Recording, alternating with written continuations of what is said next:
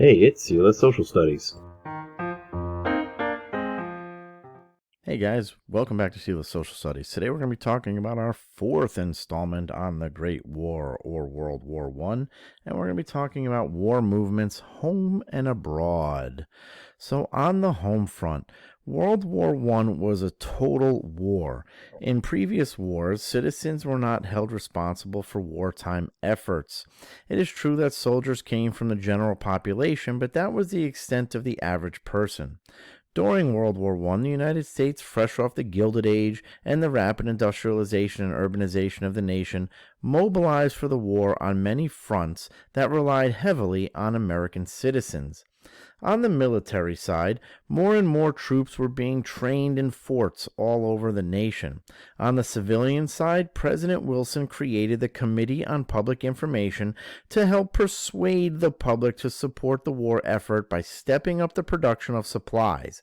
Questions remained like how can you get so many Americans behind the war effort and how you can actually pay for a war of this magnitude. After all, the total cost to the United States was nearly $32 billion, or roughly 50% of its gross domestic product. How would the United States government get the word out to Americans and instill the type of patriotism and nationalism needed to fuel the money machine? One such option was propaganda.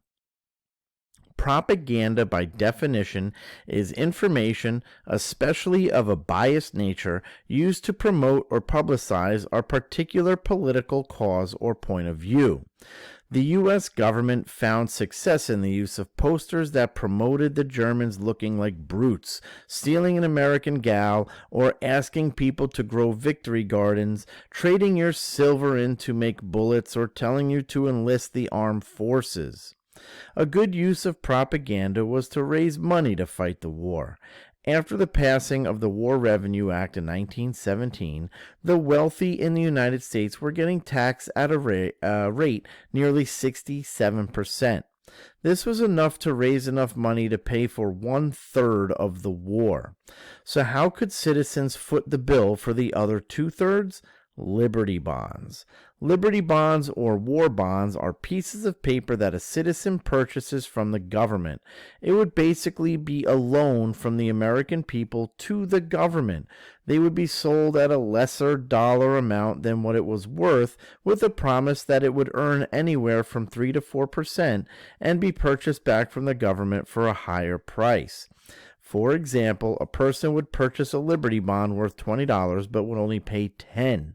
After the war was over, the person could sell their bond back to the government for more money, possibly $20 plus 4%.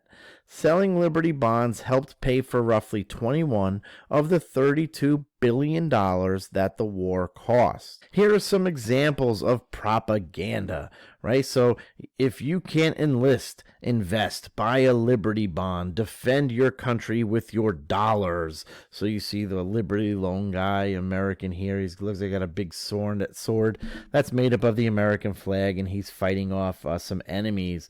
Look at all this one right here on the right. Keep these off of the USA. Buy more Liberty bonds. And this is basically, the German boots covered in blood, and it has the German eagle there. Right? So this is what they would use propaganda for, to get the nation to nationalize, to support the war effort. So how else can somebody help in the war effort? Well, once the war was in full swing and Americans were on board, the government found other ways for the common person to help during the war. Government agencies, the War Industries Board, and the Food Administration worked diligently to support troops with food and supplies. The government would promote rationing, which was using less of everyday items so the government could send more to the troops. People would be asked to have meatless Mondays and wheatless Wednesdays, where they would be asked not to consume those items on those days to help save some for the troops. Americans would also plant victory gardens in their yard. Victory gardens were personal backyard gardens that people would grow food for themselves and donate to the war effort.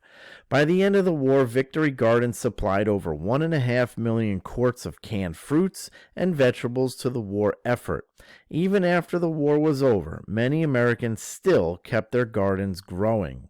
With the war firing on all cylinders and so many young men getting shipped off to war, there were many labor shortages in the United States. American factories needed millions of new workers to meet the huge wartime production demand, and since the beginning of the war, the usual suspects for factory jobs, which were the immigrants, were in low supply because since the start of the war, our nation's borders were closed, shutting out any new waves of immigrants. These shortages created opportunities for Americans who would normally not be seen in the factories. So who was going to pull up the slack? Well, first it was women. Many American women took on new roles during the war to help the war effort. Women left homes by the millions, and nearly 2 million women took positions in the factories, making munitions, weapons, and vehicles, and took up the manual labor positions on the farms. Women volunteered their services to the war effort when over 25,000 of them served in non-combat positions like nurses and cooks in Europe. These new roles were not accepted by all women, as many protested America's participation in the war. So you see some women up here making some machine guns. This is a very popular picture of women in a bomb-making factory. Yes, everything on the floor here, these are all bombs hanging up in the ceiling. These women are building these things during the war effort. Another group of people who took up jobs in the northern factories and western farms were the Mexican Americans. During the war, a few 100,000 heeded the call and joined the army forces to fight in the war, and others moved into Texas and north to Iowa to take up factory and farming jobs in the Midwest. And finally, the final group to take up the to fill up the slack and fill new roles during World War I were African Americans. A large portion took up the call to arms when over 350,000 African American men were shipped off to fight in the war. However, starting in 1915, one of the largest and most important migrations happened in the United States, the Great Migration. The Great Migration is in a multi-decade migration of millions of African Americans moving from the South to the North to escape discrimination and take northern factory jobs. Because of this, union memberships increased in the North and started to fight for more rights and better pay. During the war, more than 4 million unionized workers went on strike, and in 1918, the National War Labor Board was established to help negotiate agreements between the management and laborers. Over time, the board worked to prevent numerous strikes and settled more than 1,000 disputes. Now let's go to a worldwide war movement here, and a very big and important one. Well, Russia had a disastrous time fighting the war on the Eastern Front, and in 1917, a group of Russians called the Bolsheviks overthrew the Russian government, which consisted of the Tsar Nicholas II and the Romanov family. This would be the last monarchy in Russian history. This was called the Russian Revolution. Vladimir Lenin was a Bolshevik leader who knew that the war had reached the breaking point, as more than 8 million Russians were killed during the war. Russia was in shambles. Soldiers were deserting by land and sea, and there were major food riots in the cities. The Russian famine would go on to kill more than 30 million people by 1922. Lenin would install a new type of government in Russia called communism. The belief behind communism was the equal distribution of wealth and the end of all forms of private property. Lenin's next step as a leader of Russia was to leave the war, and in 1918, Russia and the Central Powers signed the Treaty of Brest-Litovsk, taking Russia out of the war completely. And now with Russia out of the war, Germany was able to move forces from the Eastern Front and concentrate them on the Western Front and the Americans. In March of 1918, the Germans made a significant advance, but was unprepared for the fresh, well-trained American forces, and were driven back. Germany made its final offensive attempt when in July of 1918 they attempted to cross the Somme and Marne rivers, and tremendous losses forced them to stop. So coming back to America, we had some other wartime efforts that I'm going to discuss, and this is going to be the Espionage Act of 1917 and a word we've heard in class before, sedition, and the Sedition Act of 1918 and the Selective Service Act of 1917. It was not uncommon of occurrence during wartime in America that the government puts laws into place to limit freedoms or change the rules to aid the government's agenda.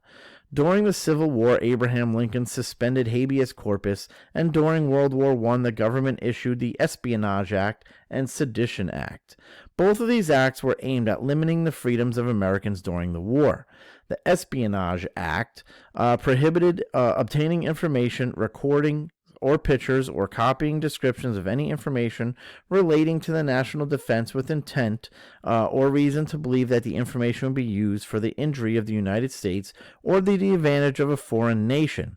And the Sedition Act, much like the one passed by second U.S. President John Adams, made it a crime to willfully utter, print, write, publish any disloyal, profane, or abusive language about the form of the government of the United States. And finally, the last wartime effort I'm going to discuss is the Selective Service Act of 1917. It was no surprise to Americans that there were people needed to fight in this war. The first way to gather people to fight was through volunteering, but when over 4.5 million Americans called for active duty, there needed to be another way to get soldiers. In 1917, the Selective Service Act was enacted to prepare the nation's military for war. It required men between the ages of 21 to 30 to register for the wartime draft. Out of 4.5 million active duty soldiers, nearly 3 million were drafted into service during World War I. The last time the draft had been used in America was during the Civil War, and there were violent protests in many cities due to the wealthy having the ability to purchase their way out of service with exemptions. This time, the draft was conducted using a random lottery.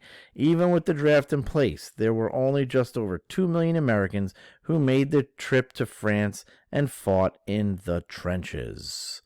All right, guys, that's the last thing for this installment 4. Now we're going to end the war, installment 5, coming up next. I'll see you next time.